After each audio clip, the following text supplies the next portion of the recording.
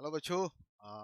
मैं engineer Arif Khan, director academy of physics, हाजिर हूँ। सॉरी मैं थोड़ा लेट हूँ, कुछ टेक्निकल इश्यूज थे और मुझे आना था। जैसे कि मैंने आपसे वादा किया था कि लॉन्ग टाइम जब मैं लेक्चर ले रहा था, मैंने आपको बताया था कि मैं शॉर्ट और ऑब्जेक्टिव्स के लिए भी आऊँगा। ऑब्जेक्टिव्स को आप हमारे टेलीग्राम चैनल पर आसानी से प्राप्त कर सकते हैं। इसके बारे में हम बाद में चार्ज करेंगे। अभी मैं देख पा रहा हूँ काफ़ी अच्छा खासा मैसेजेस लाइन लगा हुआ है। यस यस, बिल्कुल पास हो जाओगे आप। हाँ, मैं फास्ट आ गया हूँ। मैं थोड़ा टेक्निकल इश्यूज थे, इसलिए मैं थोड़ा सा मुझे लेट लगा है और अब लेट नहीं होगा। आज हम क्या करने जा रहे हैं? पिछले लेक्चर में हम लोगों ने लॉन्ग टाइप्स क्वेश्चंस को देखे थे, लॉन्ग टाइप्स पर हम लोगों ने बात किए थे और सच्चाई ये थी कि वहां से भी बहुत सारा शॉर्ट टाइप आएगा। बट स्पेसिफिक आज हम शॉर्ट टाइप और ऑब्जेक्टिव्स पर बात करने जा रहे हैं कि हाँ, शॉर्ट टाइप्स क्या हो सकता है, क्या क्या संभावनाएं आ सकती हैं। मैं एक बात दावे के साथ और जिम्मेदारी के साथ जो बोलूंगा एग्जाम में वही है, ट्रस्ट करके जाना। बिना समय गवाए हुए आज हम लोग स्टार्ट कर रहे हैं। Very very good afternoon. जल्दी जल्दी सब लोग ज्वाइन कर लीजिए, जल्दी जल्दी सारे बच्चे ज्वाइन कर ले। मैं इंतजार कर रहा हूँ आप सबों का, मैं वेट कर रहा हूँ आप सबों का। Hello everyone, Praveen, Madhu, Aryan and everyone, everyone, Imran, Farhat and everyone, everyone. इस पारी 2007 एंड यस, वॉइस को बढ़ाना है मुझे। ओके ठीक है, थैंक यू सो मच कि आपने मुझे बताया है कि मैं वॉइस तो but voice is the maximum, voice maximum है हमारा। कुछ अभी तक नहीं पढ़े हैं, क्या करें कुछ कुछ करना नहीं है। वो जो लॉन्ग टाइप मैंने 5 गेस क्वेश्चन दिए थे वो करो। आज शॉर्ट टाइप पे कुछ करवाने जा रहे हैं, लंबा सफर है हम लोगों का आज का। लेट्स सी स्टार्ट करने जा रहे हैं। और जैसा कि शॉर्ट टाइप में पहला जो क्वेश्चन है हमारा, वो हमारा इलेक्ट्रोमैग्नेटिक वेव का है। This is the first question. ये चैप्टर हमारा इलेक्ट्रोमैग्नेटिक वेव। यहाँ से 2-3 नंबर के क्वेश्चन, उम्मीद है साउंड सब लोगों को जा रहा होगा। नहीं, पेपर लीक नहीं होता मेरे बच्चों। अब वो सब कुछ भी नहीं होता, बस आप ईमानदारी से पढ़ाई करें और प्लीज टाइम वेस्ट नहीं करें। आइए हम इलेक्ट्रोमैग्नेटिक वेव की बात करते हैं कि इलेक्ट्रोमैग्नेटिक वेव पर जो है सो क्या क्या क्वेश्चंस आ सकते हैं इलेक्ट्रोमैग्नेटिक वेव के। तो पहला क्वेश्चन अगर यहाँ से आ सकता है तो लिखा रहेगा स्टेट 4 प्रॉपर्टीज। 4 की जगह 2 प्रॉपर्टीज ऑफ इलेक्ट्रोमैग्नेटिक वेव भी रह सकता है कि इलेक्ट्रोमैग्नेटिक वेव की अ, 2 प्रॉपर्टीज को एक्सप्लेन करें, है ना, कि क्या क्या हो सकता है इलेक्ट्रोमैग्नेटिक वेव। तो बच्चों, पहली जो प्रॉपर्टी है यहाँ पर, पहली जो प्रॉपर्टी आपके सामने लिखी हुई यहाँ पर लिखा गया है, देखिएगा, they do not require any medium. ये कोई भी ये कोई भी मीडियम की जरूरत नहीं पड़ती इलेक्ट्रोमैग्नेटिक वेव को चलने के लिए। इलेक्ट्रोमैग्नेटिक वेव कहीं भी आ जा सकता है, कहीं भी मूव कर सकता है। मैं इसे थोड़ा छोटा करता हूं, थोड़ा सा यार, थोड़ा मुझे टेक्निकली अभी थोड़ी सी दिक्कत होती है। लेट्स, ठीक है, थैंक यू। हाँ, तो पहला था इलेक्ट्रोमैग्नेटिक वेव के बारे में क्या था। मुझे लगता है कि ये क्वेश्चंस आने की प्रोबेबिलिटी है। मैं आज उसी शॉर्ट क्वेश्चन पर डिस्कस करने जा रहा हूँ। एमसीक्यू बाद में, पहले पहले शॉर्ट टाइप पे बात करता हूँ। मैं उसी शॉर्ट क्वेश्चन के बारे में आज चर्चा करूंगा। मैं वाहियात क्वेश्चन बहुत ज्यादा आपको बताने नहीं जा रहा हूँ, बाकी आपकी किस्मत है। मैं कुछ खास इंपॉर्टेंट क्वेश्चन आपको बताने जा रहा हूँ। वहां से आना है तो आना है यार, 10 ही क्वेश्चन करने हैं, आराम से हो जाएगा, कोई प्रॉब्लम नहीं है। तो बहुत ज्यादा पढ़ने की जरूरत नहीं है। अगर आप अच्छे टीचर हैं, अगर आपके पास अच्छा अनुभव है, तो फिर निश्चित रूप से आप अपने बच्चों को इतना ही बताइए जितना बेचारे उनकी लाइफ बच जाए यार। तो आज जो आपको पढ़ना है बस यही पढ़ना है। तो पहला हम लोग इलेक्ट्रोमैग्नेटिक वेव के बारे में बात कर रहे थे। इलेक्ट्रोमैग्नेटिक वेव को चलने के लिए किसी मीडियम की आवश्यकता नहीं पड़ती है, ठीक है। और दूसरा है कि इलेक्ट्रोमैग्नेटिक वेव ट्रांसवर्स वेव है। ट्रांसवर्स वेव है क्योंकि इलेक्ट्रिक फील्ड और मैग्नेटिक फील्ड के परपेंडिकुलर डायरेक्शन में होता है। तो आपको पहला आंसर क्या लिखना है कि इसके लिए किसी भी मीडियम की आवश्यकता नहीं है। दूसरा, इलेक्ट्रोमैग्नेटिक वेव कैसा वेव है? ट्रांसवर्स वेव है। अगर हम तीसरे की अगर हम बात करें, तीसरे प्रॉपर्टी की बात करें, तो इसकी जो एनर्जी होती है, इसकी जो एनर्जी होती है इस वेव की, the energy of this wave divided equally, क्योंकि एक दो वेव से बनी है, इलेक्ट्रिक और मैग्नेटिक। तो इसकी जो वेव की एनर्जी जो होती है, दोनों के बीच में इक्वली डिवाइड हो गई, इलेक्ट्रिक फील्ड के और मैग्नेटिक फील्ड के। तो पहला इलेक्ट्रोमैग्नेटिक वेव, कोई मीडियम की आवश्यकता नहीं। दूसरा, ये ट्रांसवर्स नेचर है। तीसरा, इसकी एनर्जी दो पार्ट में डिवाइड हो जाती है ना। और they travel in free space with the velocity of light 3 × 10⁸ metre per second. यानी बच्चों इलेक्ट्रोमैग्नेटिक वेव की जो स्पीड होती है वो स्पीड ऑफ लाइट के बराबर होती है। तो ये चार बेसिक प्रॉपर्टीज थी हमारी जो क्लियर हो गई। आगे बढ़ते हैं। ये हमारा इलेक्ट्रोमैग्नेटिक वेव का हमारा डायग्राम है। ये क्वेश्चंस भी मुझे लगता है कि काफी इंपॉर्टेंट है। ये वाला जो सवाल आप देख रहे हैं, why microwave use in radar. Microwave को रेडार में किस लिए इस्तेमाल करते हैं? तो लिखा गया माइक्रोवेव और इलेक्ट्रोमैग्नेटिक वेव। ये कैसा वेव है? इलेक्ट्रोमैग्नेटिक वेव है जिसका वेव लेंथ काफी शॉर्ट होता है। Such wave are used in radar to the reason that they can travel in particular direction from a beam without deflected. चूंकि ये जो माइक्रोवेव है बिना डिफ्लेक्शन के पर्टिकुलर डायरेक्शन में ये चल सकती है। ये इलेक्ट्रोमैग्नेटिक वेव है, इसको चलने के लिए किसी मीडियम की जरूरत नहीं होती, इसलिए इसका इस्तेमाल कहां करते हैं हम लोग? रेडार में करते हैं।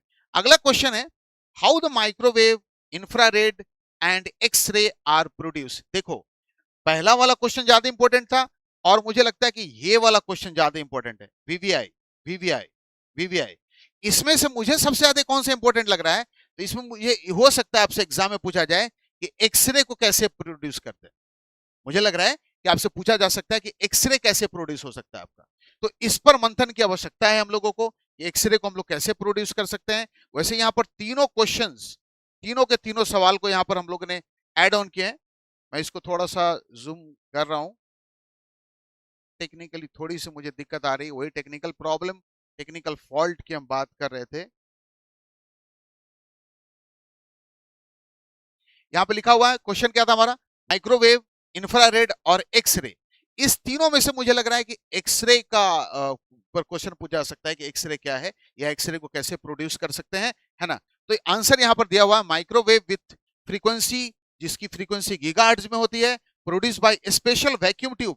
इसको जो हम प्रोड्यूस करते हैं स्पेशल वैक्यूम ट्यूब में प्रोड्यूस करते हैं, जिसका नाम क्या है? मैग्नेट्रॉन।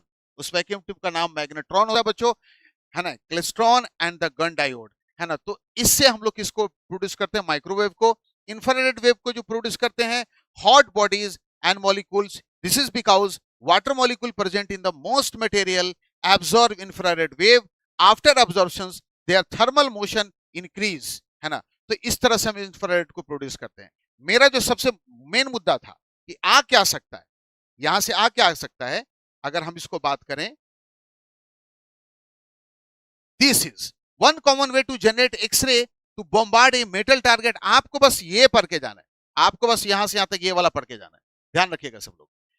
मैं उतने ही क्वेश्चन पे बात करूंगा जो आने की संभावना है। तो पहला इलेक्ट्रोमैग्नेटिक वेव की प्रॉपर्टी, दूसरा कि भाई एक्सरे कैसे प्रोड्यूस होता है। तो इसको आप पढ़ लीजिएगा कि भाई एक्सरे कैसे प्रोड्यूस होता है। फिर हम आगे की तरफ बढ़ते हैं, अगले क्वेश्चंस की तरफ। हम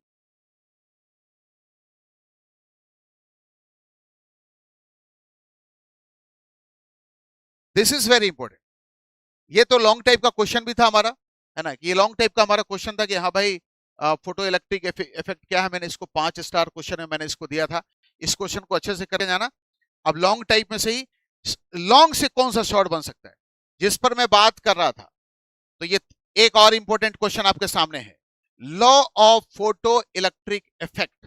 2 नंबर के क्वेश्चंस पूछे जा सकते हैं कि law of photo electric effect क्या है।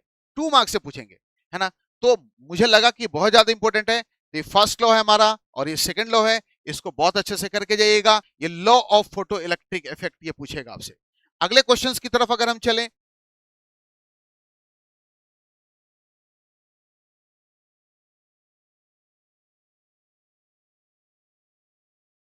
ये लॉन्ग से बच्चों, इससे हम थोड़ा सा आगे बढ़ रहे हैं, है ना।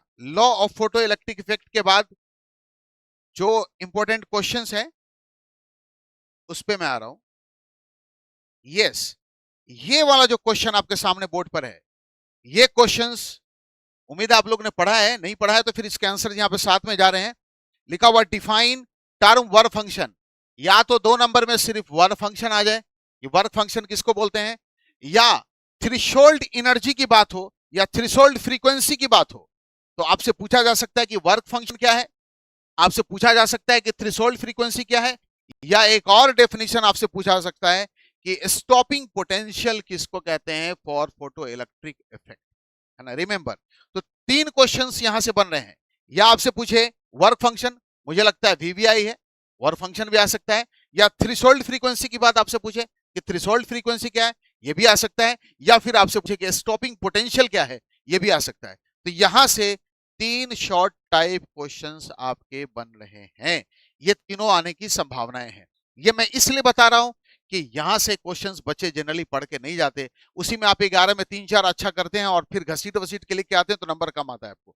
तो इन सबको बहुत अच्छे से करने की आपको जरूरत है। आगे बढ़ते हैं हम।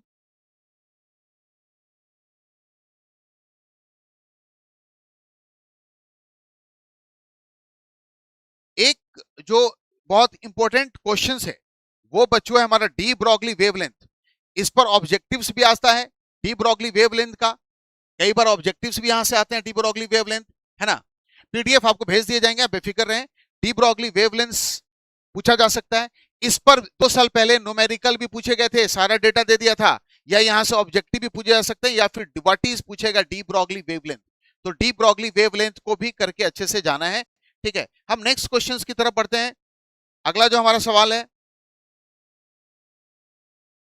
ये हमारा पूरा का पूरा इलेक्ट्रोमैग्नेटिक वेव था जो हमारा कंप्लीट हुआ, है ना। अब अगले टॉपिक की तरफ चल रहे हैं जो सबसे इंपॉर्टेंट है।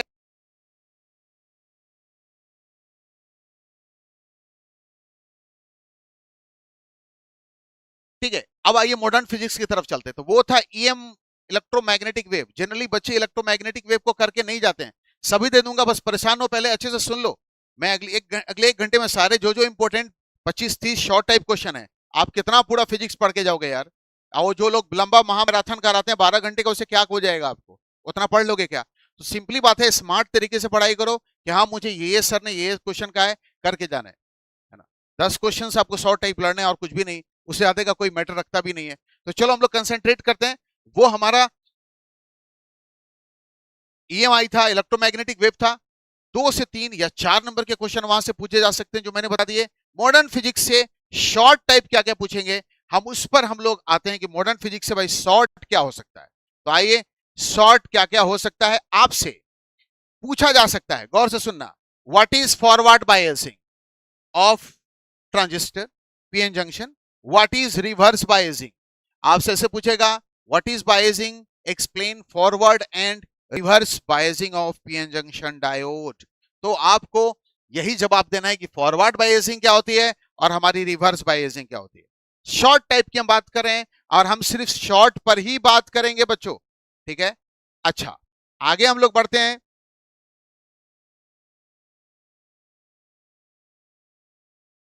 जो सबसे इंपॉर्टेंट है, एग्जाम में कभी कभी 2 नंबर में पूछता है व्हाट इज रेक्टिफायर, रेक्टिफायर किसे बोलते हैं, है ना। और मैंने लॉन्ग टाइप के क्वेश्चन बताया था कि फुल वेव और हाफ वेव रेक्टिफायर क्या होते हैं, ठीक है। तो रेक्टिफायर का डेफिनेशन आपसे पूछेगा कि भाई रेक्टिफायर क्या है। 2 नंबर में कितना वर्ड में आपको लिखना है, दिस इज ए क्वेश्चन। भाई 2 नंबर है तो 20 से 25 वर्ड लिखना है। तो जो रेक्टिफायर पूछे तो बस ये डेफिनेशन लिखना है। बिहार बोर्ड में कोई भी भारी क्वेश्चन नहीं पूछेगा, बहुत ज्यादा करके जाने की जरूरत नहीं। मैं बार बार कह रहा हूं कि पूरा समुद्र उपेचने की जरूरत नहीं है, जो जो टिक आउट करते चले जा रहा हूं उसी को करके जाइएगा सब लोग। रेक्टिफायर और एक ऑब्जेक्टिव्स यहां से क्या क्या हो सकते हैं जो सबसे इंपॉर्टेंट है। देखो पूछता है, पूछेगा क्या आपका कि रेक्टिफायर में फुल वेव की इफिशियंसी क्या होती है, फुल वेव रेक्टिफायर की। तो फुल वेव रेक्टिफायर की इफिशियंसी 81.2% होती है। और हाफ वेव, ये ऑब्जेक्टिव आया है कई बार, और हाफ वेव का तो इसका आधा कर देंगे 40.6%, है ना। तो ये यहां से ऑब्जेक्टिव्स भी आपके बनने की प्रोबेबिलिटी है। अब आगे बढ़ते हैं हम लोग।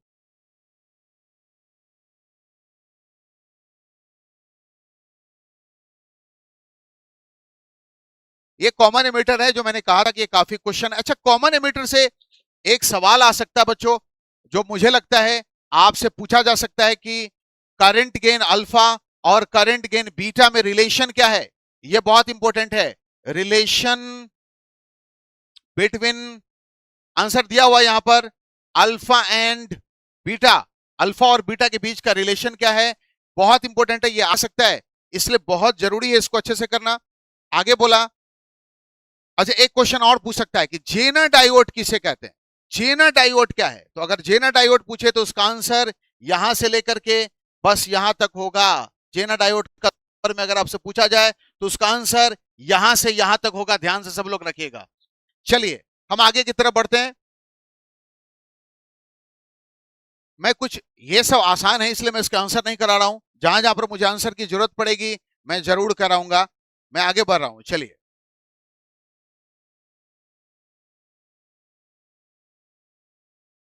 जो मेन क्वेश्चन है, जो जो शॉर्ट टाइप, वो क्या क्या आ सकते हैं, वो मैं पहले आपको फोकस कर रहा हूं। क्योंकि पहले ये तो पता हो जाना चाहिए कि आपके सवाल क्या क्या आ सकते हैं।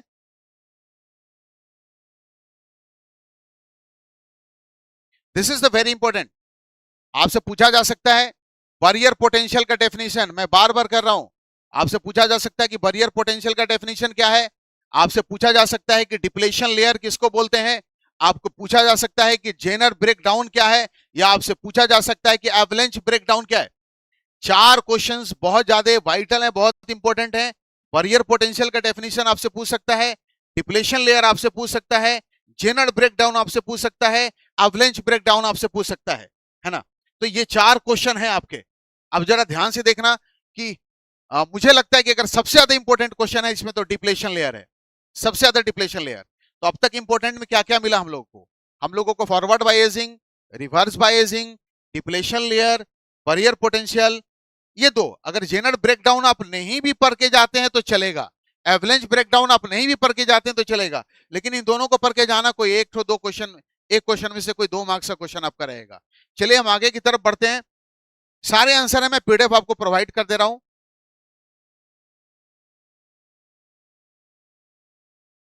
फिर मैं आता हूं आंसर पे भी आता हूं। जो मुझे लगता है कि बड़ा वाइटल है, बड़ा पॉपुलर है बिहार बोर्ड का क्वेश्चन, वो पूछता है कि एक्सट्रिंसिक और इंट्रिंसिक सेमीकंडक्टर किसको बोलते हैं। उम्मीद है आप लोगों ने पढ़ लिया होगा कि एक्सट्रिंसिक और इंट्रिंसिक सेमीकंडक्टर क्या है। यहां से दो और पूछ सकता है कि बताइए पी टाइप और एन टाइप सेमीकंडक्टर में फर्क क्या है, डिफरेंसेस क्या है। तो आपसे यहां से कई क्वेश्चन बन रहे हैं। या तो आपसे पूछ दे एक्सट्रिंसिक सेमीकंडक्टर, या आपसे पूछ दे इंट्रिंसिक सेमीकंडक्टर, या आपसे पूछ दे पी टाइप, या फिर एन टाइप सेमीकंडक्टर। पूछा जाएगा आपसे कि बताइए ये क्या है, तो आप इसको यहां से एक्सप्लेन कर सकते हैं आसानी से। आगे की तरफ हम बढ़ते बच्चों। सारा आंसर दिया हुआ बहुत सुंदर तरीके से, बहुत छोटे छोटे, बहुत शॉर्ट में सब आंसर कर दिया गया यहाँ पर, जिसको आप आसानी से कर सकते हैं। ट्रांजिस्टर ऑसिलेटर लॉन्ग टाइप का, इसको पढ़ के जाने की आवश्यकता नहीं, ये सब लॉन्ग के बारे में मैंने ऑलरेडी पहले चर्चा कर दिया है। अब मैं थोड़ा सा आगे बढ़ता हूँ, इसके बाद मैं ऑप्टिक्स पे आऊंगा बच्चों। एक चीजें जो बहुत इंपॉर्टेंट है वो है कि जो टॉपिक आप छोड़ के जा रहे हैं उसका शॉर्ट टाइप कैसे किया जाए। और ये लास्ट क्वेश्चन, ये लास्ट है इस चैप्टर का। क्या क्या फोटो डायोड पूछे जा सकते हैं आपसे, या एलईडी, या सोलर सेल, या फिर लेजर। और इसमें से मुझे लगता है कि अगर सबसे ज्यादा कोई इंपॉर्टेंट है तो या फोटो डायोड है या फिर एलईडी है। इन दोनों को बहुत अच्छे से कर लेना। आंसर 4-4 लाइन, 5-5 लाइन का लिखा हुआ है, आप उसको से एक बार देख लीजिएगा, वो आपको आंसर आ जाएगा। तो ये सब वो टॉपिक थे जो अभी तक आपने नहीं पढ़े होंगे। आपने ऑप्टिक्स अच्छे से पढ़े होंगे, मुझे पता है, करंट अच्छे से पढ़े होंगे, मैग्नेटिज्म अच्छे से क्या होगा, बट ये सब सेक्शंस आपने गड़बड़ा दिए होंगे, इसलिए मैं पहले इसको कर रहा हूँ। हो सकता है कि आप थोड़ा देर के लिए बोर महसूस करें कि अरे सर आंसर नहीं करा करके डायरेक्ट क्वेश्चन करा रहे हैं। मैं ये इसलिए कर रहा हूं ताकि आपको लग जाए कि अरे मेरा क्या क्या छूट रहा है, क्या क्या बचा हुआ है। तो पहले इस चीज को हम लोग कर लेते हैं। तो यहां से क्या क्या हो गया हमारा, photo diode, LED, solar cell, और हमारा क्या बच्चों, लेजर। तो ये था पूरा का पूरा हमारा चैप्टर, ये पूरा का पूरा मॉडर्न फिजिक्स, जहां से क्वेश्चंस आने की पूरी प्रोबेबिलिटी दे दी गई। लाइट एमिटिंग डायोड को बहुत शॉर्ट में लिख दिया गया है ना, बहुत शॉर्ट में समझा दिया गया है सारे के सारे को। आप इसको अच्छे, सोलर सेल को देखिए बहुत सिंपली में समझा दिया गया है। और इस तरह से पूरा का पूरा आपका ये टॉपिक आपका पूरा का पूरा समाप्त है। तो ये मॉडर्न फिजिक्स था।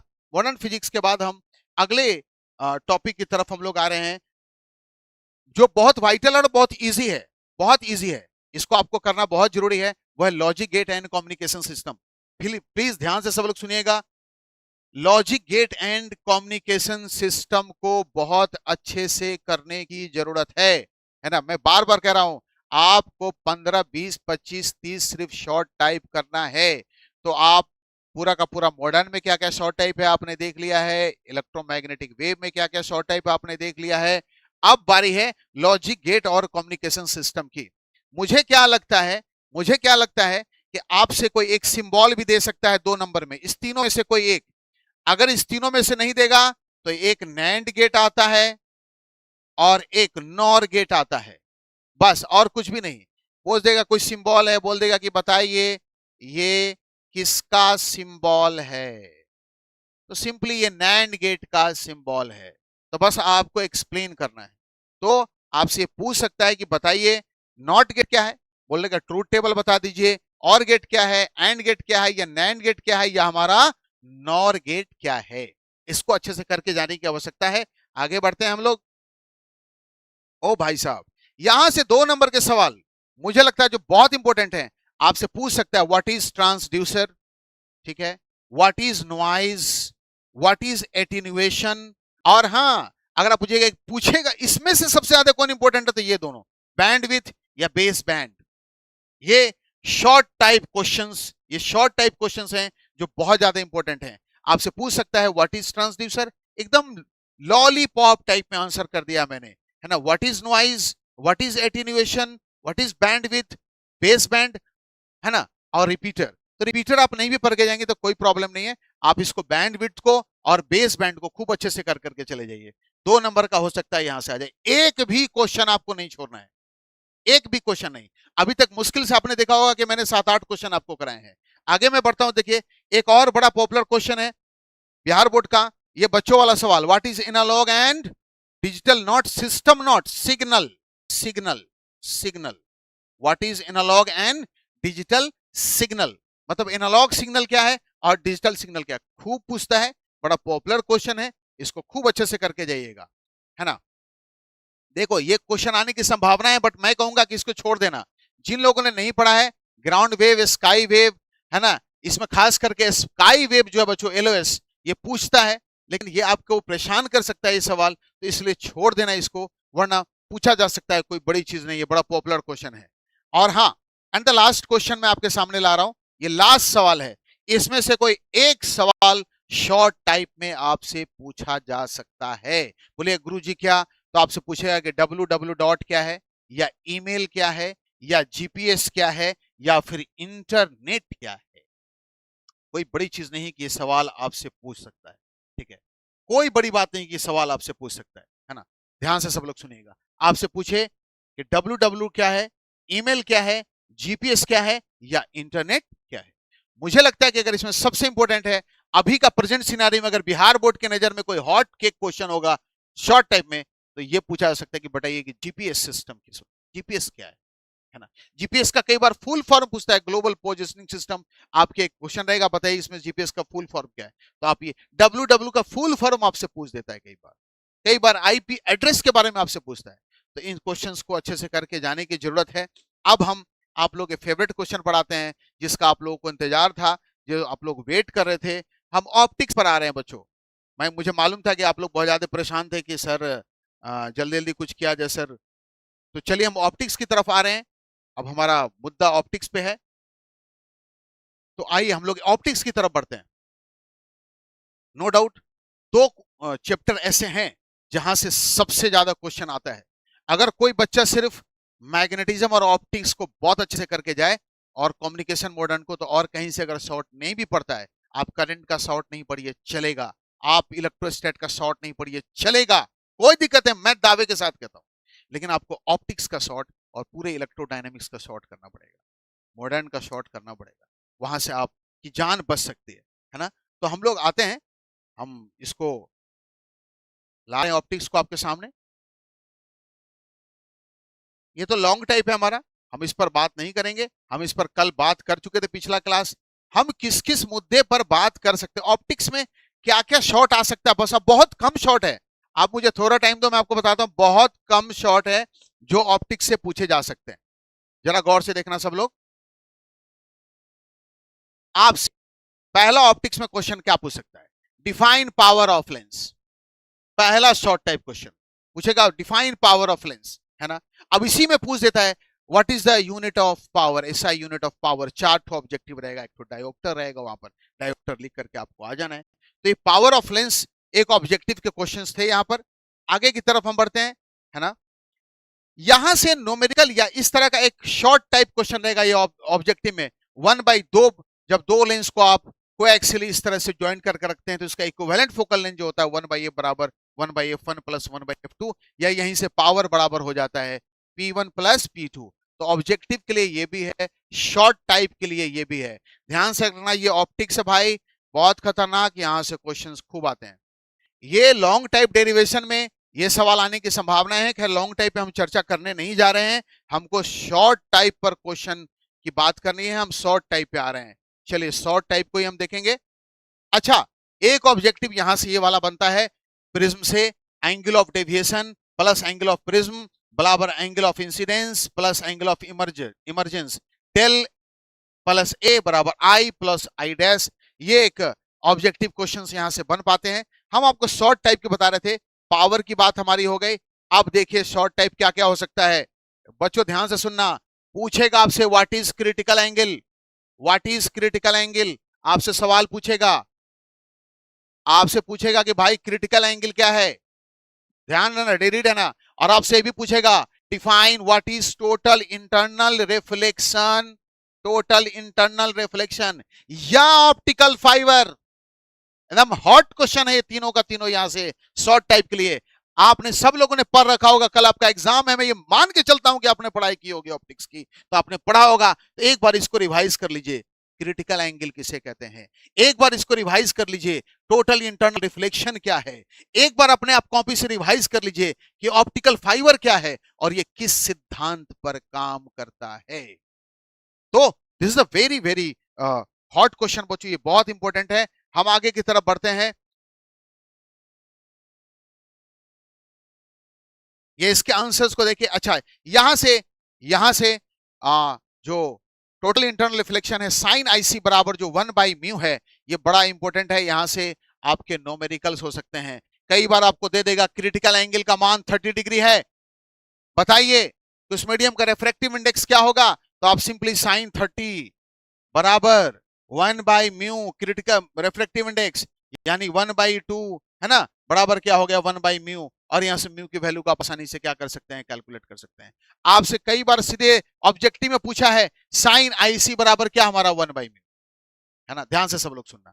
तो ये टोटल इंटरनल रिफ्लेक्शंस है ना, बहुत ज्यादा, ऑप्टिकल फाइबर, ये बहुत ज्यादा इंपॉर्टेंट क्वेश्चन है बच्चों। ये ऑप्टिकल फाइबर तो बड़ा धांसू क्वेश्चन है, इसको बहुत अच्छे से करने की जरूरत है ना।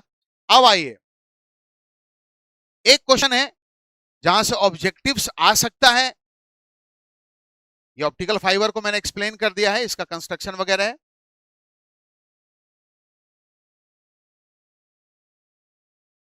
थोड़ा पेशेंस रखिए, मैं उन क्वेश्चन को बता रहा हूं, जब कल एग्जाम हो तो मुझे बताना कि हाँ सर आपने जो जो क्वेश्चन कहा था वही सवाल आए, है ना, मैं उसी पर आ रहा हूं।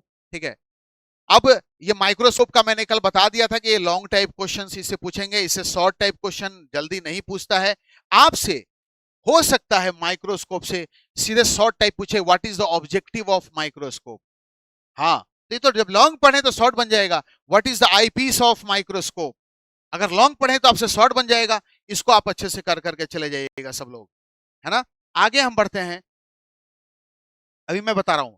हाँ, अब दिस इज द इंपॉर्टेंट, ये बहुत वाइटल क्वेश्चन है कंपाउंड माइक्रोस्कोप का।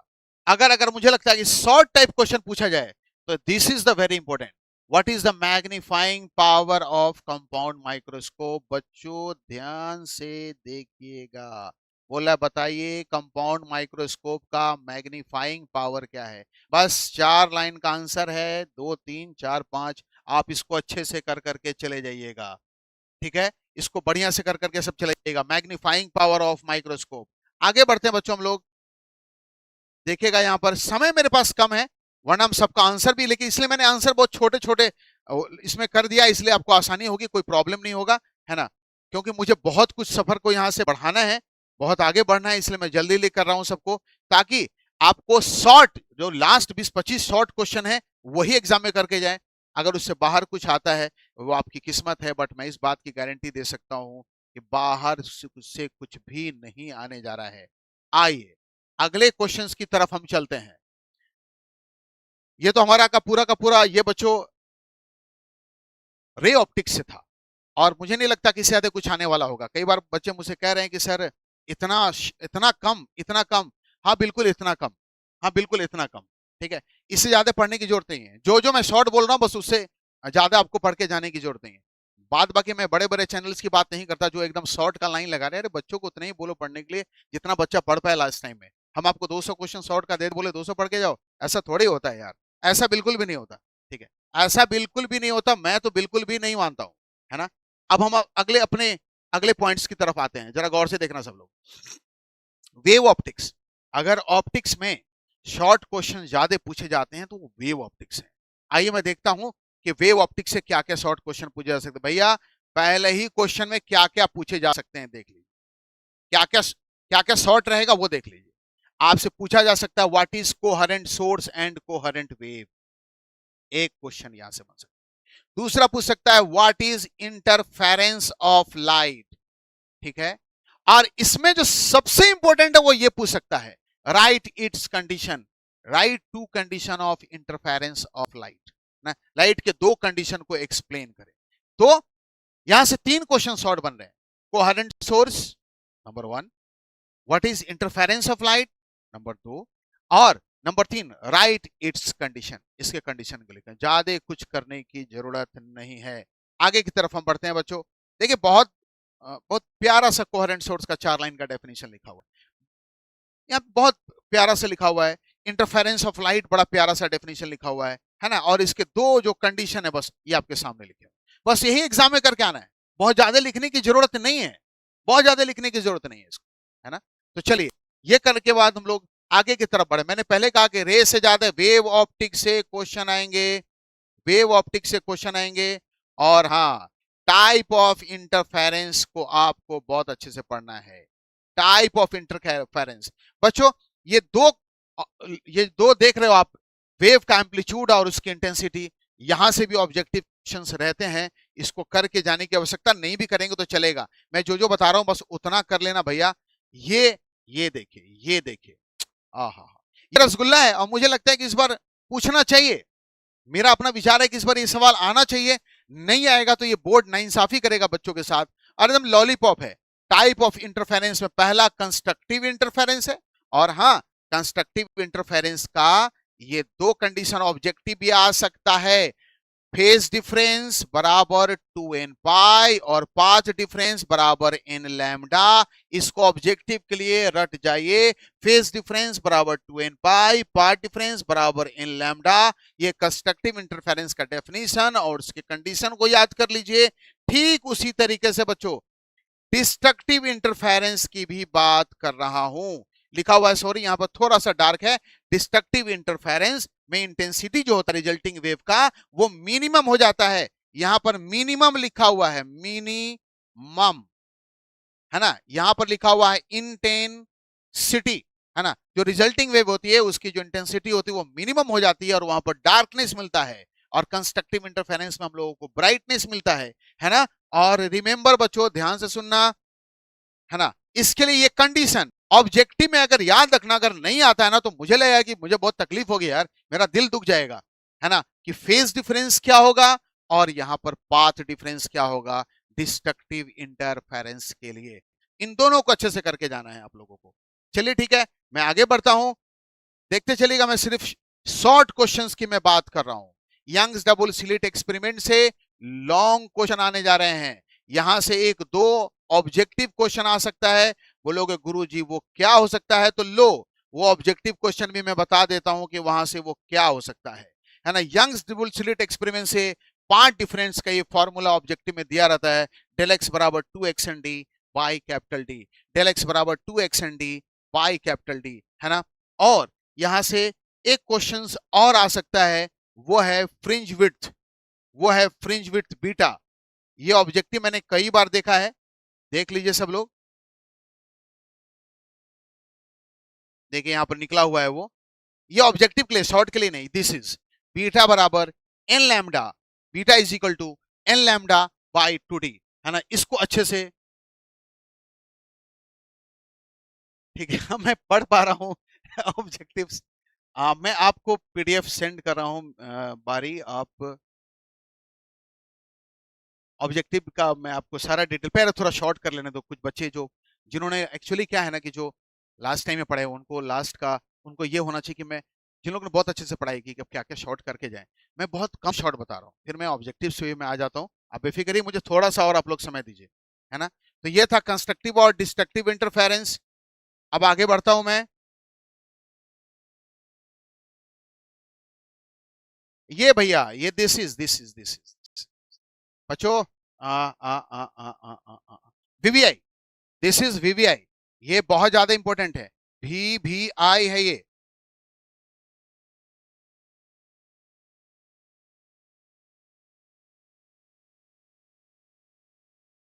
ठीक है, ये देखना, ये जो क्वेश्चन है हमारा, डिफ्रेक्शन ऑफ लाइट, गांठ बांध करके जाओ यहां से। आजारी खान बोल के जा रहा है, दो डिफ्रेक्शन, फ्रेशनेल एंड फ्रॉनहाउफर। फ्रेशनेल और फ्रॉनहाउफर डिफ्रेक्शन को बहुत अच्छे से करके जाने की जरूरत है। मैं फिर कह रहा हूं, please please please, Fresnel diffractions and Fraunhofer diffraction of light को अच्छे से करके जाना, ये आने की 100% प्रोबेबिलिटी है। बहुत ज्यादा इंपॉर्टेंट क्वेश्चन में शॉर्ट टाइप में ये भी आने जा रहा है। डिफ्रेक्शन ऑफ लाइट का डेफिनेशन पूछे ना पूछे, लेकिन फ्रेशनेल एंड फ्रॉनहाउफर डिफ्रेक्शन को पूछेगा पूछेगा और पूछेगा ही। भैया प्लीज पढ़ के जाना सब लोग। चलो मैं आगे की तरफ बढ़ता हूं। तो ये हो गया फ्रेशनल एंड फ्रॉनहाउफर, लिखा हुआ आंसर यहां पर दिया हुआ है ना। आप बिल्कुल परेशान ना हो, ठीक है। यहाँ पे उसके आंसर बहुत शॉर्ट में मैंने कर दिया है फ्रेशनल और फ्रॉनहाउफर डिफ्रेक्शन को, है ना। और यस यस, दिस इज बच्चों, what is limit of resolution and resolving power of microscope and telescope. फिर हाथ जोड़ के बोल रहा हूं, इसको पढ़ के जाना। Diffraction, Fraunhofer and फ्रेशनेल।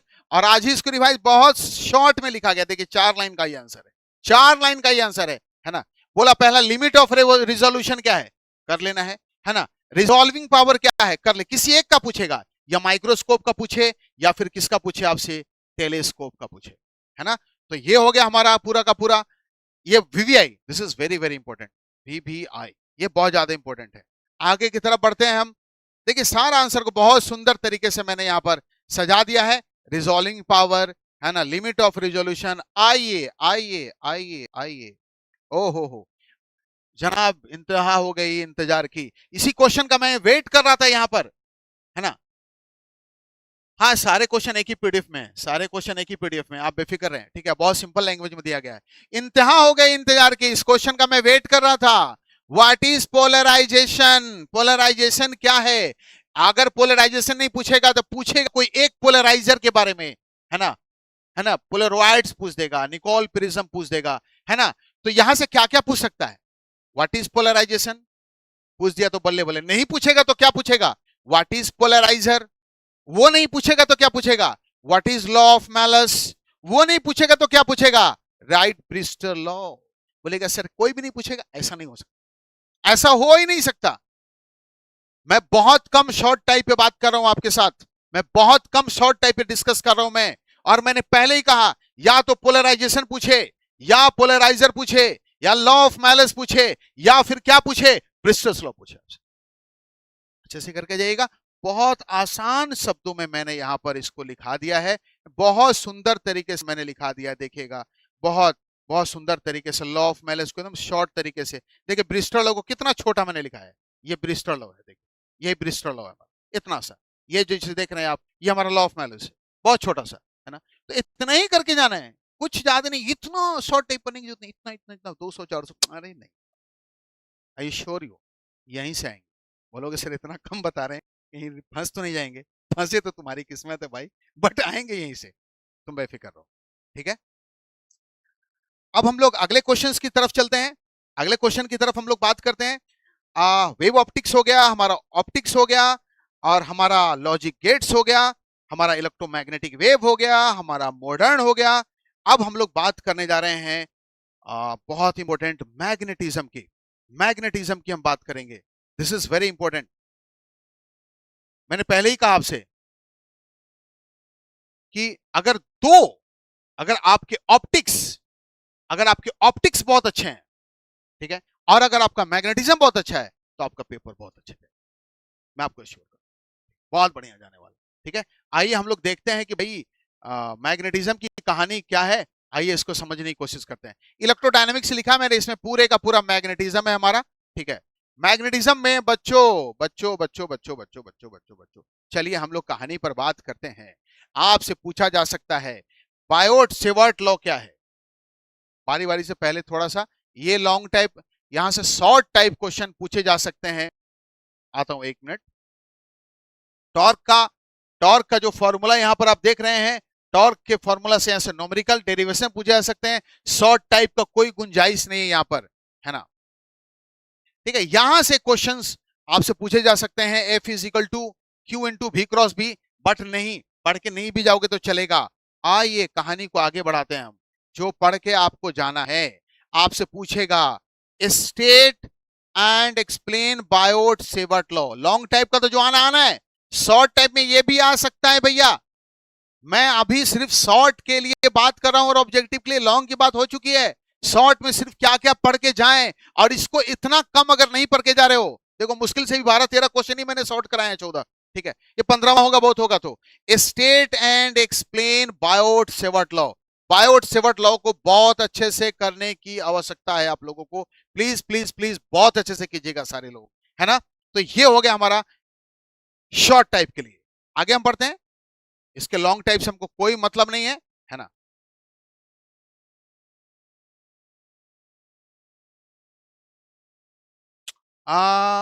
मुझे लगता है कि अगर शॉर्ट टाइप, मैंने कल भी कहा था पिछले लेक्चर में, प्लीज सब लोग ध्यान से सुनना, ज्यादा क्वेश्चन मैग्नेटिज्म और ऑप्टिक्स आएगा, सिंपल सी बात, नियम है। लेकिन मॉडर्न क्यों छोड़ेंगे, इलेक्ट्रोमैग्नेटिक वेव बच्चा वाला क्वेश्चन क्यों छोड़ के आएंगे यार। हो सकता है तुम ऑप्टिक्स का उतना अच्छा करके मत जाओ।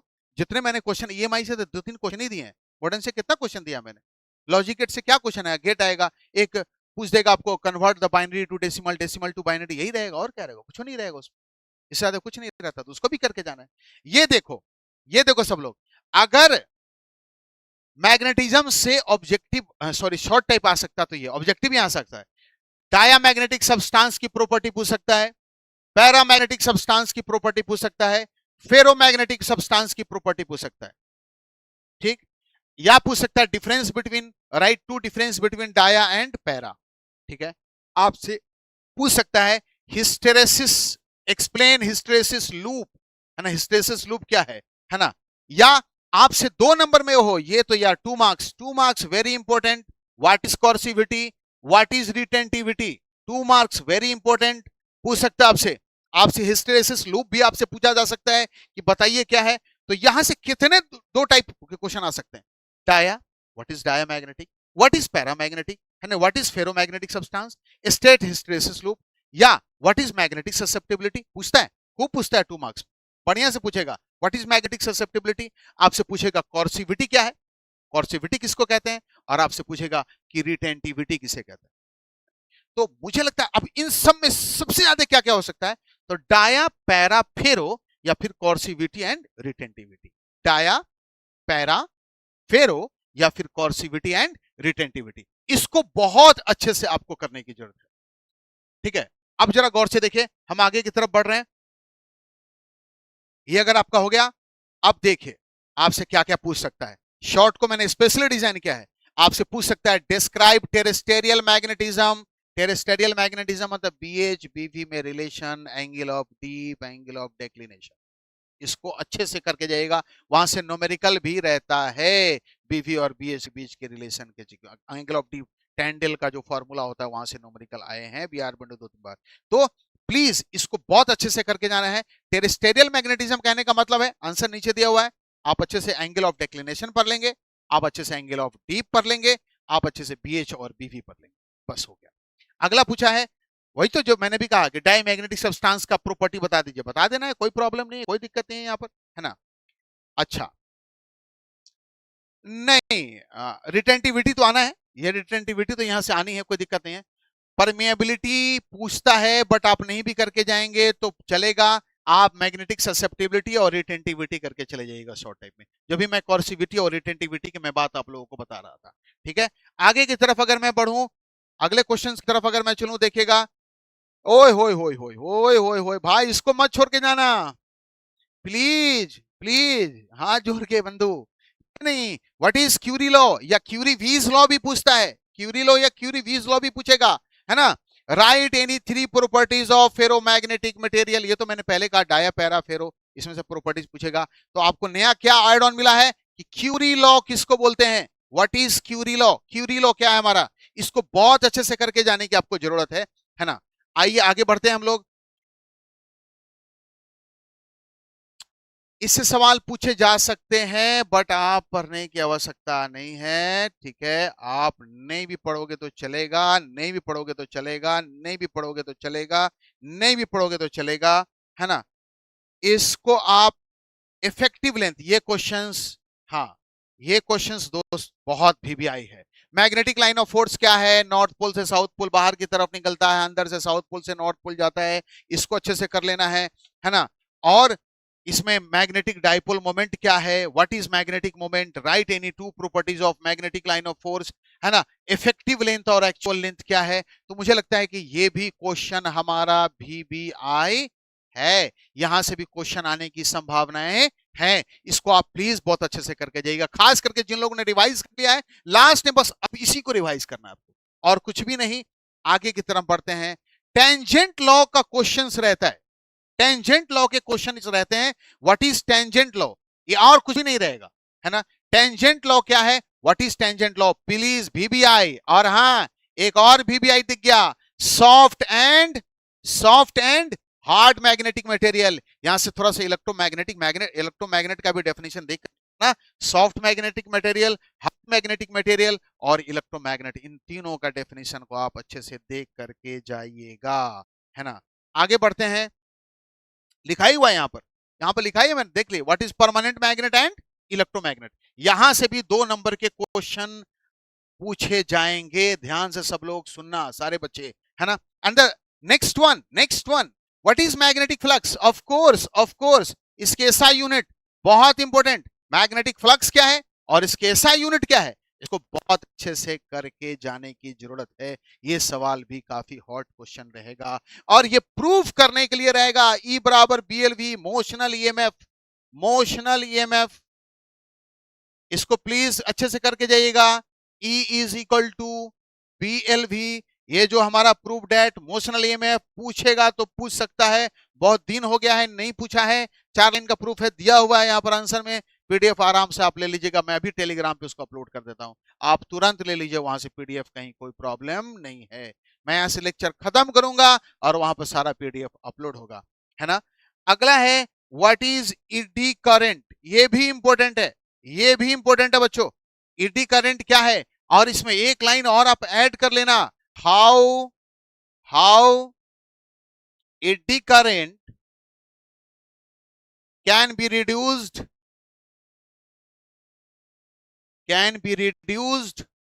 in core of transformer,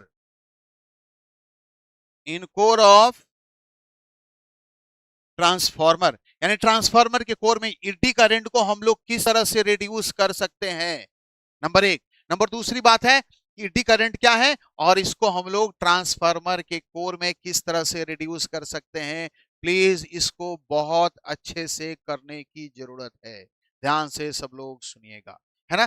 अगले क्वेश्चंस की तरफ हम चलते हैं, यहां पर अगले सवाल की तरफ चलते हैं। ये यहां से क्वेश्चंस नहीं आते, यहां से आपका हो सकता है एक ऑब्जेक्टिव ये वाला आपसे पूछ दे, कोई बड़ी चीज नहीं है, ये बराबर ILB एक ऑब्जेक्टिव रह सकता है, ऑब्जेक्टिव के लिए मैं आपको भेज ही दे रहा हूं, आप बिल्कुल टेंशन नहीं करो, ऑब्जेक्टिव बस मैं आपको भेज दे रहा हूं, है ना, तो इसलिए कोई प्रॉब्लम्स की बात नहीं है ना। मैं आगे की तरफ बढ़ता हूं अब, बस हाँ, एक ये भी क्वेश्चन हो सकता है व्हाट इज लॉरेंट्ज फोर्स, और एक ये भी हो सकता है व्हाट इज मैग्नेटिक लॉरेंट्ज फोर्स, ये 2 क्वेश्चंस, ये भी क्वेश्चंस आने की भरपूर समस्या संभावना है, यहाँ पर अच्छे से करके जाना, मैं जो जो बोल रहा हूं बस उसी को करके जाना। एक बार बिहार बोर्ड ने ये ऑब्जेक्टिव पूछा था V = -E/B वाला, है ना, तो अच्छे से करके जाइएगा लॉरेंज फोर्स को और मैग्नेटिक लॉरेंज फोर्स को अच्छे से करके जाइएगा। चलिए मैं आगे देखता हूं आगे क्या है। पायरशेवट लॉ मैंने आपको बता दिया है, खूब अच्छे से करके जाना है आप लोगों को, कहीं कोई प्रॉब्लम नहीं है। शॉर्ट में बस इतना ही, ज्यादा कुछ नहीं। अभी तक मुझे लग रहा है 20-22 शॉर्ट करा दिया मैंने, उसी को बहुत अच्छे से करना, और उससे बाहर कुछ भी नहीं रहेगा, कुछ भी नहीं रहेगा, है ना। Force per unit length wire का आप नहीं भी पढ़ के जाओगे तो चलेगा, छोड़ दो। मैं अपने बच्चों को इतना परेशान नहीं कर सकता हूँ यार। अगर कोई ईमानदार टीचर है तो सिंपली बोलेगा कम पढ़ो और ज्यादा नंबर लाओ। स्मार्ट नंबर तो स्मार्ट स्टाइल में लाने की आवश्यकता है। नंबर आपको लाना है स्मार्ट तरीके से। पढ़ना कोई जो नहीं कि आप बहुत पढ़ने वाले हैं तभी बहुत अच्छा नंबर ला सकते हैं। जो बच्चा बस इतना शॉर्ट में जितना अच्छे से कर लेगा ना तो उसको बहुत अच्छा मार्क्स आ जाएगा। ये भी एक क्वेश्चन है, एम्पियर और कहाँ से डिफाइन होता है, इसको दो तार के बीच का, है ना, करंट को किस तरह से फोर्स लगता है इन दोनों के बीच में, तो ये भी क्वेश्चन इंपॉर्टेंट है। डिफाइन एम्पियर, इसको अच्छे से कर लीजिएगा, है ना। आगे बढ़ते हैं।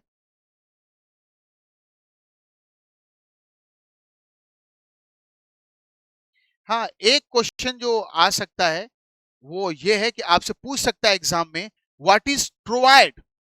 आपसे पूछ सकता है कि ये ट्रोआइड होता है, ट्रोआइड या एंकर रिंग क्या होता है, या इलेक्ट्रोमैग्नेट। ये भी एक सवाल रह सकता है। यहाँ पे क्वेश्चन दिया हुआ है व्हाट इज ट्रोआइड, इसको बहुत अच्छे से करने की जरूरत है ना। अब ये समाप्त हो रहा है आपका, इसमें कुछ बचा नहीं है। अब हम लोग अगले बस 2-3 और सेक्शन, ये ट्रोआइड है यहाँ पर। साइक्लोट्रॉन मत पढ़ के जाना यार, नहीं आएगा, नहीं आएगा उतना नहीं आएगा, आएगा अभी तो छोड़ देना, उतना टेंशन नहीं है, बहुत ऑप्शंस रहेंगे वहां पर। हाँ, अब कुछ भी नहीं, कुछ भी नहीं, कुछ भी नहीं, डाया पैरा सब हो गया, हम लोगों ने कर दिया है, सारा बता दिया। बहुत अच्छे से करना, मैं पीडीएफ में अपलोड कर दे रहा हूँ। हाँ, एक क्वेश्चंस भैया प्लीज इसको अगर छोड़ के गए आप तो फिर आपका कपाल खराब है। What is self inductance, what is self inductance. और एक चीज और करके जाना, वो ये है बच्चों, देख लो। व्हाट इज सेल्फ इंडक्टेंस, और आप ये करके जाना, Faraday's law, Faraday's law of electromagnetic induction. Faraday's के दोनों लॉ को अच्छे से करके जाना इलेक्ट्रोमैग्नेटिक इंडक्शन के लिए, खूब अच्छे से करके जाइएगा। और सेल्फ इंडक्टेंस को अच्छे से पढ़ के जाना है, सेल्फ इंडक्टेंस, और उसके एसआई यूनिट को पढ़ के जाना है, और म्यूचुअल इंडक्टेंस को भी अच्छे से पढ़ के जाइएगा। डेफिनेशन बस, बस डेफिनेशन पढ़ना है सेल्फ इंडक्टेंस का और म्यूचुअल इंडक्टेंस का। अच्छा ठीक है, मैं लेंस मेकर फॉर्मूला देख लेता हूं, पहले यहां पर देख लूं। तो सेल्फ इंडक्टेंस और म्यूचुअल इंडक्टेंस का बस डेफिनेशन पढ़ के जाना है और कुछ भी नहीं। आपको ये 2 नंबर में पहाड़ थोड़े लिखोगे एवरेस्ट का। 2 नंबर का मतलब है 4 से 5 लाइन। ऐसा थोड़ी कि 2 नंबर के क्वेश्चन को आप एक पेज में लिखोगे तो आपको सारे का नंबर एक साथ देगा। इतना बेवकूफ थोड़े ही होता है बिहार बोर्ड वाला। हाँ जी, 2 नंबर है बस। जैसे 5 नंबर है, 200 वर्ड्स लिखने।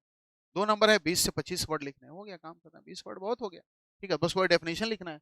आप कितनों लिख करके आ जाइए, ये 2 नंबर से थोड़े कि 20 नंबर पर ढाल देगा वो आप, इसलिए बिल्कुल भी नहीं।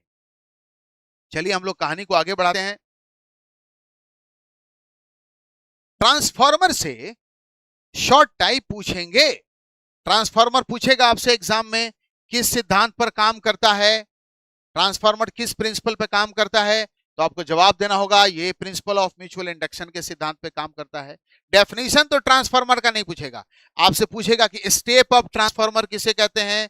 सुनिएगा सब लोग, आपसे पूछेगा कि स्टेप डाउन ट्रांसफार्मर किसे कहते हैं, ये पूछ सकता है आपसे, इसका कंडीशन आपसे पूछ सकता है। और जो सबसे इंपॉर्टेंट है ट्रांसफार्मर में बच्चों, वो क्या है वो मैं आपको बताता हूं। देखिए ट्रांसफार्मर के क्या पूछ सकता है ना।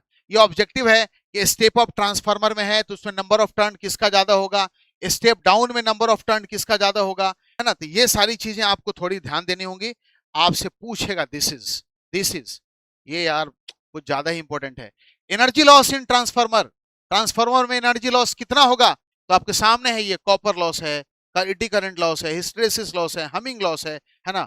तो इन सब में ट्रांसमिशन ऑफ एनर्जी लॉस है, तो ये सब एनर्जी का मतलब ट्रांसफार्मर लॉस के नाम से जाना जाता है। बच्चों कोई एक भी पूछता है, कई बार पूछता है what is copper loss in transformer, कई बार पूछता है what is eddy current loss in transformer, या कई बार सीधे 5 नंबर में पूछा है कि बताइए लॉसेस ऑफ ट्रांसफार्मर किन किन तरीकों से हो सकते हैं, तो आपको पूरा एक्सप्लेन करना पड़ेगा। ये तो इसको बस सिंपल वर्ड में मैंने यहाँ पर लिखा है, आप इसको बस इसको अच्छे से करके जाइएगा, और कुछ भी करने की जरूरत नहीं है, कुछ भी करने की आवश्यकता नहीं है, कुछ भी नहीं, ठीक है। ये सब मैंने शॉर्ट अभी जो बताया था वो शॉर्ट मैंने सारे के सारे एक्सप्लेन कर दिए हैं बच्चों, है ना, वो सारा का सारा मैंने शॉर्ट समझा दिया है, ठीक है। Permanent magnet, soft magnet, hard magnet सब यहाँ पर लिखा हुआ है। ये देखिए ई बराबर बी एल भी प्रूव्ड करना था, इसको भी मैंने यहाँ पर प्रूव्ड कर दिया था, ईडी करंट। और इस तरह से मैग्नेटिज्म से इतना क्वेश्चन, अगर 10-12 क्वेश्चन थे, अगर आप करके अगर आप जाते हैं तो आप बहुत अच्छा कर सकते हैं, कहीं कोई प्रॉब्लम नहीं होगा आपको, आप बहुत अच्छे से उसको आप एग्जाम को अच्छे से दे सकते हैं। तो हमारा मैग्नेटिज्म भी समाप्त हो गया, है ना। अब हम लोग की बारी है इलेक्ट्रोस्टैटिक्स पर बच्चों आते हैं। अब इलेक्ट्रोस्टैट्स पर आते हैं और फिर हम लोग तब करंट इलेक्ट्रिसिटी पर चलेंगे। इलेक्ट्रोस्टैट से क्या क्या पूछे जा सकते हैं, आइए शॉर्ट टाइप पर आते हैं। कई बच्चे मुझसे पूछ रहे हैं कि सबसे ज्यादा क्या पढ़ के जाऊं, मॉडर्न पढ़ के जाऊं, मैग्नेटिज्म पढ़ के जाओ, ऑप्टिक्स पढ़ के, पूरा इलेक्ट्रोडायनेमिक्स, पूरा मॉडर्न, है ना। तो बहुत अच्छे से किया जा सकता है, कोई बड़ी चीज नहीं है। हमारा एसी भी बचा हुआ है, हम एसी को भी करेंगे, लेकिन उससे पहले इलेक्ट्रोस्टैटिक, या पहले हम, हाँ पहले इलेक्ट्रोस्टैटिक कर लेते हैं, फिर हम लोग एसी पर आते हैं। चलिए हम देखते हैं, इसका ये तो लॉन्ग टाइप है, हम इसके शॉर्ट टाइप पे आते हैं। कौन कौन शॉर्ट टाइप क्वेश्चन आ सकता है, लिखा हुआ है आपके सामने, लिखा हुआ है, देखिए आपके सामने लिखा हुआ है। इसे थोड़ा सा जूम को कम करता हूँ। हाँ जी, दिस इज, आइए पहला ही प्रॉपर्टी है, इलेक्ट्रिक लाइन ऑफ फोर्स की प्रॉपर्टी लिखें। दो प्रॉपर्टीज पूछ सकता है इलेक्ट्रिक लाइन ऑफ फोर्स का, चार प्रॉपर्टीज पूछ सकता है। हाँ, कहां मिलेगा, आप academy of physics, academy of physics का टेलीग्राम चैनल है, सर्च कीजिए एकेडमी ऑफ फिजिक्स बाय आरी खान। सिर्फ आप एकेडमी ऑफ फिजिक्स सर्च कीजिएगा तो आपको वहां पर टेलीग्राम चैनल आएगा, आप उसे जुड़ जाइए। मैं क्लास खत्म करने के बाद मैं सारे पीडीएफ वहां सेंड करूंगा। Academy of physics, academy of physics. अगर तब भी अगर आपको कोई दिक्कत हो तो ये जो चैनल है, इसके मोबाइल नंबर पे सर से आप, सर को आप व्हाट्सएप कर देंगे और सर आपको दे देंगे, कोई प्रॉब्लम नहीं। हम लोग लगातार आपके लिए हाजिर हैं, आप जिस वक्त भी बोलेंगे, अभी जो चाहिए आपके एग्जाम्स भर के, हम लोग के लिए कुछ भी नहीं है बच्चों, आपके लाइव से बढ़ के हम लोग के लिए कुछ भी नहीं है। हाँ जूम कर रहा हूँ, ठीक है।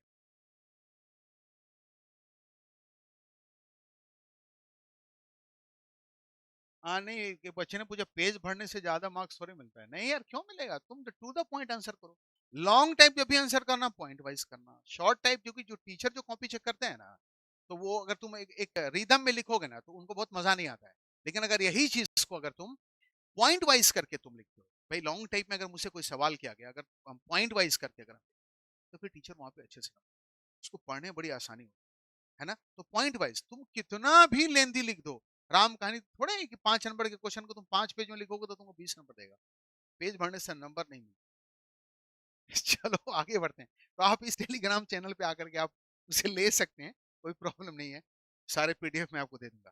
तो पहला क्वेश्चन ये था, इलेक्ट्रिक लाइन ऑफ फोर्स बढ़िया से करके जाना है।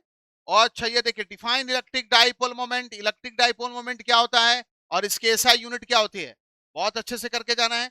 इलेक्ट्रिक डाइपोल मोमेंट क्या है और इसकी एसआई यूनिट क्या है ना। अगला क्वेश्चन है, what do you mean by electric flux, very very important. And what is polar and non polar dielectric, what is polarization, VVI, VVI देखोगे। इलेक्ट्रिक फ्लक्स क्या है, अच्छे से करना। Polar and non polar molecules dielectric क्या है और polarisation क्या है, इसको बहुत अच्छे से करना। इसको भी अच्छे से करना, इसको, बट ये वीबीआई है ना। अच्छा, इस क्वेश्चन की अगर मुझसे बात करोगे कि सर ये कितना इंपॉर्टेंट है, मत पढ़ के जाना, कोई जरूरत नहीं, बाबा ने बोल दिया, मना कर दिया तो कर दिया। ए यार ये इंपॉर्टेंट है भाई। डिफाइन डाइलेक्ट्रिक स्ट्रेंथ, सबका दो दो तीन तीन लाइनें मैंने आंसर किया है बस। Define dielectric strength and relative permittivity, dielectric strength क्या है और रिलेटिव परमिटिविटी क्या है, इस दोनों को बहुत अच्छे से करके जाने की आवश्यकता है। अगले क्वेश्चन की तरफ चलें। ये एक न्यूमेरिकल है, आप नहीं भी करके आ सकते, जिन लोगों ने न्यूमेरिकल नहीं बनाया है अभी तक, डोंट टच, ऑप्शंस रहेंगे आपके पास। क्यों बेकार का मेहनत, होने से नहीं रहे, होगा ही नहीं। कोई भी अगर आपको लास्ट टाइम में बोलता है कि न्यूमेरिकल बनाओ तो आप मत बनाना। जिन लोगों ने बनाया है उनके लिए बहुत आसान है ये, कूलम्ब्स लॉ पे बेस्ड क्वेश्चन है, बहुत छोटा सा क्वेश्चन है, आ सकता है, कोई बड़ी चीज नहीं, बट कम चांसेस है इसका नहीं। आगे की तरफ बढ़ते हैं, है ना। व्हाट इज चार्ज, पूछता है right any three property, three basic properties, three basic properties of charge.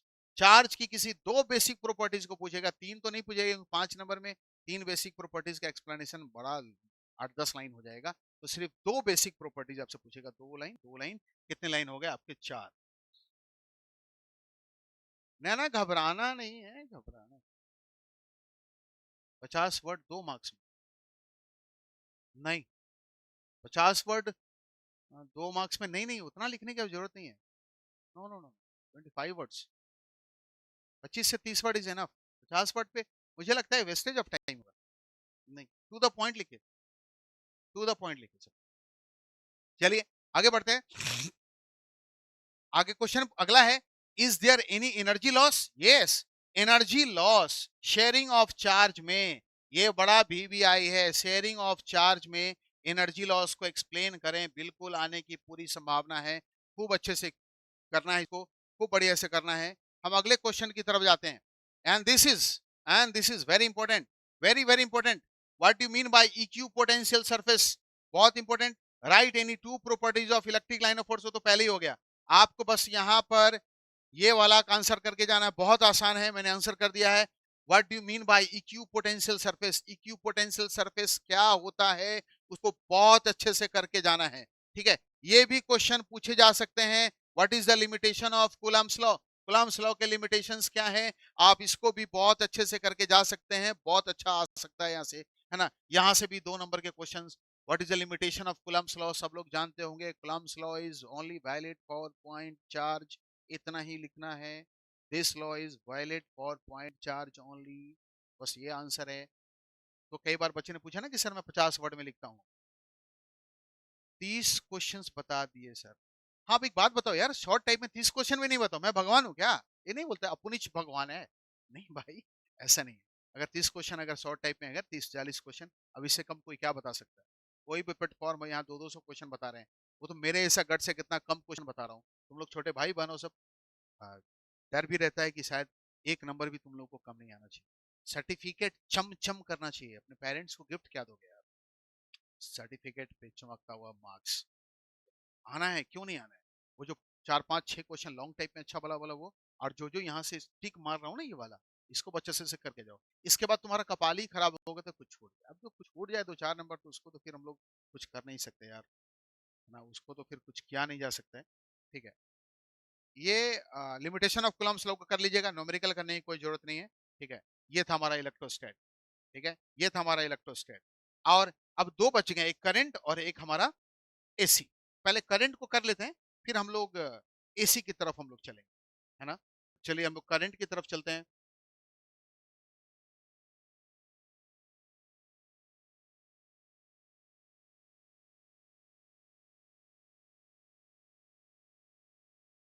यार देखो, करंट भी बहुत इंपॉर्टेंट है, शॉर्ट टाइप क्वेश्चन खास करके। ठीक है, हम दिखाते हैं कि क्या क्या संभावनाएं हो सकती हैं शॉर्ट टाइप क्वेश्चन की, है ना।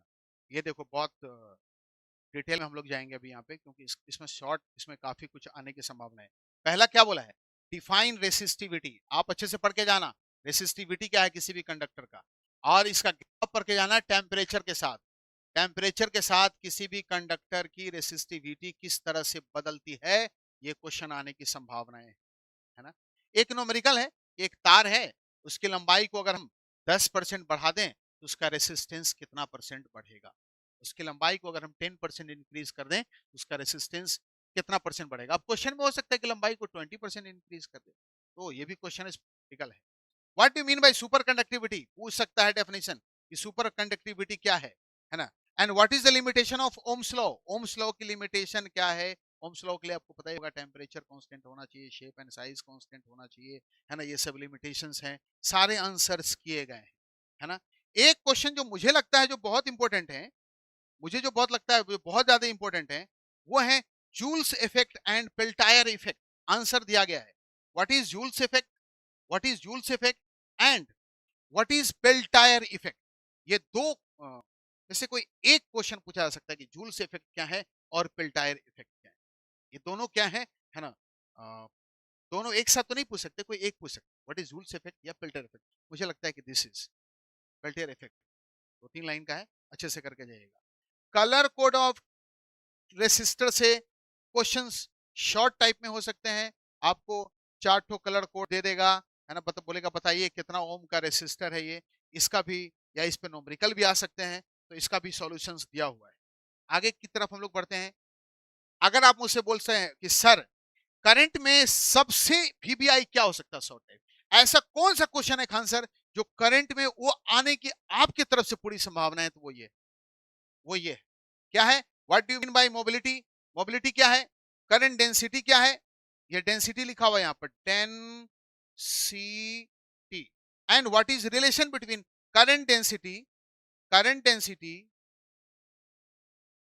है ना, करंट डेंसिटी एंड कंडक्टिविटी, यानी जे बराबर सिग्मा इंटू ई आपको प्रूव करना है। जे बराबर सिग्मा इंटू ई। यहां पर पूछा था कि रिलेशन क्या क्या होगा इलेक्ट्रिक फील्ड में, करंट डेंसिटी में और कंडक्टिविटी में। तो अगर आप मुझसे पूछिए खान सर करंट का कोई एक क्वेश्चन जो आपको लगता है सबसे ज्यादा इंपॉर्टेंट है, उससे ज्यादा कोई इंपॉर्टेंट नहीं है, अगर कोई एक क्वेश्चन, तो फिर मुझे लगता है कि यार मेरे तरफ से ये आपको गिफ्ट है इस बार। मैं आपको गिफ्ट के तौर पे ये आपको दे रहा हूँ, आप इसको अच्छे से करके जाना। मुझे डाउट है, यहाँ से ऑब्जेक्टिव पूछ सकता है, यहाँ से शॉर्ट टाइप सिर्फ डिफाइन मोबिलिटी पूछ सकता है, सिर्फ डिफाइन करंट डेंसिटी पूछ सकता है ना, या रिलेशन बिटवीन करंट डेंसिटी है ना, और यहाँ पर इलेक्ट्रिक फील्ड और मोबिलिटी कंडक्टिविटी, इन सब के बीच में रिलेशन पूछ सकता है। तो प्लीज प्लीज प्लीज इस सवाल को बहुत अच्छे से करके सब लोग जाइएगा। अगले क्वेश्चन की तरफ चलते हैं। ये बहुत पॉपुलर क्वेश्चन है, ये बहुत पॉपुलर क्वेश्चन है कि क्या हो अगर वोल्ट मीटर को सीरीज में जोड़ दें और एमीटर को किस में जोड़ दें, पैरेलल में जोड़ दें ब्रांच ऑफ सर्किट में, तो क्या होगा? इस क्वेश्चन का आंसर भी मैंने बहुत अच्छे से कराया है, इसको अच्छे से करके जाइएगा बच्चों। ये अगला जो सवाल है, ये जो अगला सवाल है, ये लॉन्ग टाइप क्वेश्चन है, बट इसमें से क्या होता है कि शॉर्ट ऑब्जेक्टिव नहीं आएगा, नहीं आना चाहिए, एक बार आया था तो वो छोड़ो। और हाँ भैया, अगर आप एक और अगर आप बोलिएगा करंट में कि सर शॉर्ट टाइप कौन सा क्वेश्चन आ सकता है करंट में, तो कोई एक क्वेश्चन यहां से रहे, है ना, कोई तार है, तार, ये तार है हमारा यहाँ पर, और हमने इसको एक बैटरी से क्या कर दिया है, कनेक्ट कर दिया है, ठीक है। वायर, जिस वायर का लेंथ कितना है हमारा, एल है, इसकी डायमीटर हमारी कितनी दे दी गई, डी दे दी गई है। What is the effect on drift velocity? इसके ड्रिफ्ट वेलोसिटी पर क्या असर पड़ेगा? वोल्टेज क्या हो जाए जब डबल हो जाए, ये जो वोल्टेज है, वोल्टेज डबल करने पर यहाँ पर ड्रिफ्ट वेलोसिटी जो इसके अंदर है उसकी क्या असर होगा उस पर। यहाँ पे करंट की जगह लेंथ भी हो सकता है, ये length is better, length double हो जाए तब ड्रिफ्ट वेलोसिटी पे क्या फर्क पड़ेगा, या फिर डायमीटर डबल हो जाए तब ड्रिफ्ट वेलोसिटी पर क्या फर्क पड़ेगा। मुझे लगता है दिस इज वेरी इंपॉर्टेंट। मतलब वो वाला क्वेश्चन मोबिलिटी वाला, और ये वाला क्वेश्चन बहुत ज्यादा इंपॉर्टेंट है ना, बहुत ज्यादा इंपॉर्टेंट है। इससे ज्यादा कुछ भी इंपॉर्टेंट नहीं। तो ये पूरा का पूरा करंट था, ये पूरा का पूरा करंट था। और अब हम लोग लास्ट टॉपिक की तरफ हम लोग चल रहे हैं कि लास्ट हमारा क्या है, वो है हमारा एसी बच्चों। लास्ट हमारा एसी है, आइए इस पर बात करते हैं।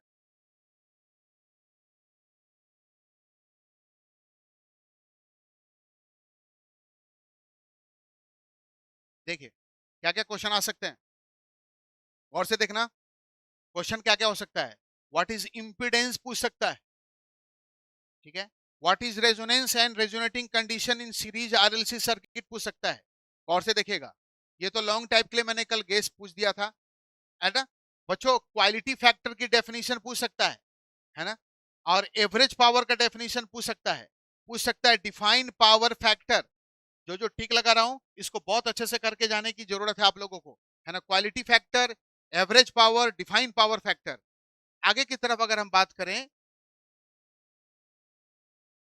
जो शॉर्ट क्वेश्चन अगर आपके पूछे जाएं, है ना, तो शॉर्ट में ना ये सवाल भी आ सकता है, derive derive expression of importance for series RL and RC circuit. बहुत कम क्वेश्चन मैंने आपको दिया है, series RL and RC circuit. ये हमारे बच्चों शॉर्ट टाइप के क्वेश्चंस यहाँ से इसी से पूछे जा सकते हैं।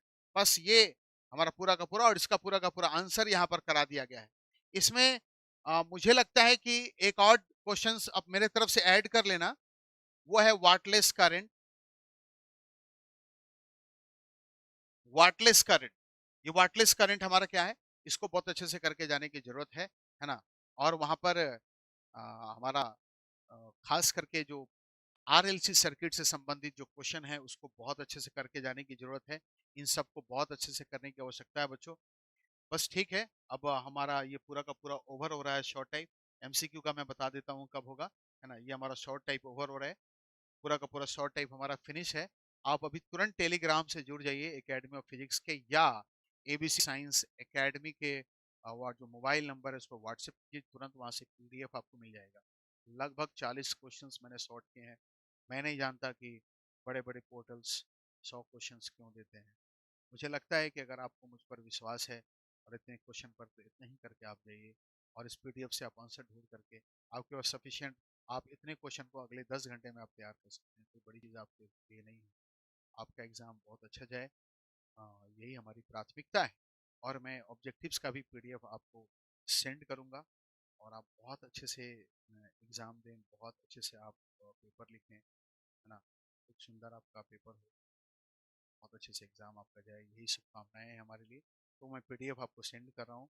ऑल द बेस्ट बच्चों। आज की रात आपके लिए बहुत थोड़ा सा आप विचलित होंगे, आपको लगेगा कि आप सब कुछ भूल गए हैं, आपको लगेगा कि आपको कुछ भी याद नहीं आ रहा है। बिल्कुल ऐसा नहीं होता। फिर जब आप एग्जामिनेशन हॉल में जाते हैं तो यादें आती हैं सारी चीज़ें। आप सारे क्वेश्चंस को अच्छे से रिवाइज कर लें। मैंने जितना कहा है, क्योंकि बहुत लेंदी मत जाइए। लेंदी वो डिटेल पढ़ रहे हैं जिन्होंने शुरू से पढ़ाई की होगी, तो फिर उनके लिए दिक्कत नहीं। वो सारे क्वेश्चन को अच्छे से कर लें जो मैं पीडीएफ पे शॉर्ट पे भेज रहा हूँ। आप बहुत अच्छा कर सकते हैं। आप इनको कर लें और लॉन्ग वहाँ से कर लें।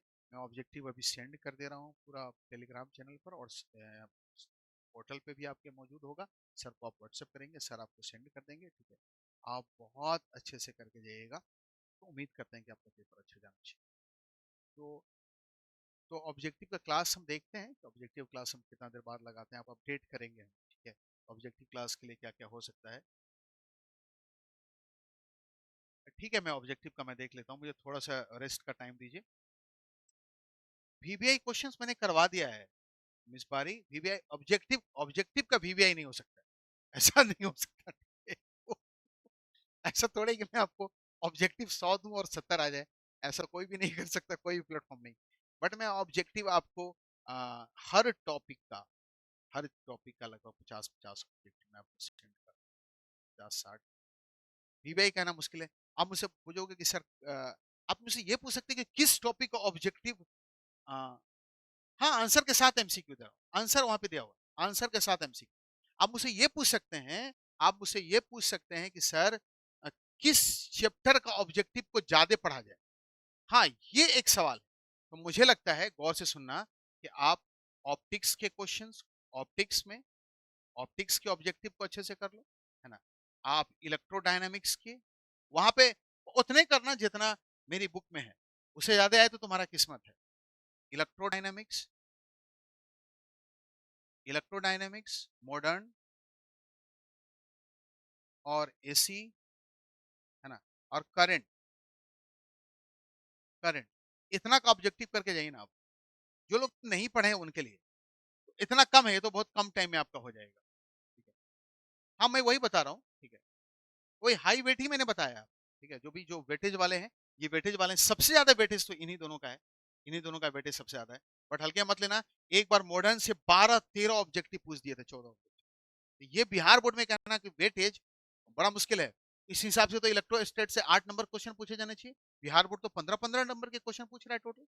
एक लॉन्ग टाइप में 2-2 लॉन्ग टाइप दे रहा है, 3-3 शॉर्ट टाइप दे रहा है, 15-15 ऑब्जेक्टिव दे रहा है। तो वेटेज कहना बड़ा मुश्किल है, but maximum number of question यहीं से आएंगे। तो ऑल द बेस्ट, आप अच्छे से एग्जाम दें सब लोग। मैं अभी तुरंत आपको सारी चीजें सेंड कर रहा हूँ, ठीक है। एकेडमी ऑफ फिजिक्स के आप टेलीग्राम चैनल पर आकर के उसको ले सकते हैं, या एसीबी साइंस एकेडमी का जो मोबाइल नंबर है जो सर के पोर्टल पे है, आप वहां से लेकर के सर को आप, एसीबी का अपना टेलीग्राम चैनल भी है, आप वहां से भी अवेलेबल है। आप अगले 5 से 10 मिनट में वो सारी चीजें आप तक। तो अपने आरी खान को विदा दीजिए, फिर मैं कल सबसे फास्ट आंसर लेकर मैं आ रहा हूं। आप जैसे ही एग्जामिनेशन दे करके आओ, सबसे पहले मैं 1:15 पर मेरे पास क्वेश्चन होंगे, और 1:25 पर आपका आरी खान इसी प्लेटफॉर्म पे मौजूद होगा ऑब्जेक्टिव आंसर। तो सबसे फास्ट ऑब्जेक्टिव आंसर एक्सप्लेनेशन के साथ मैं यहाँ पर आ रहा हूँ, ठीक है। तो आप रेडी रहिएगा कल के एग्जाम के लिए। All the best. सब लोग अपना ख्याल रखिए, खाना लाइट खाइए, अच्छी थोड़ी नींद भी लीजिए, और कल अच्छे एग्जाम दीजिए। कल का दिन आपका बेस्ट हो, कल 3 घंटा आपको अपना बेस्ट देना है। Thank you so much, all the best, bye.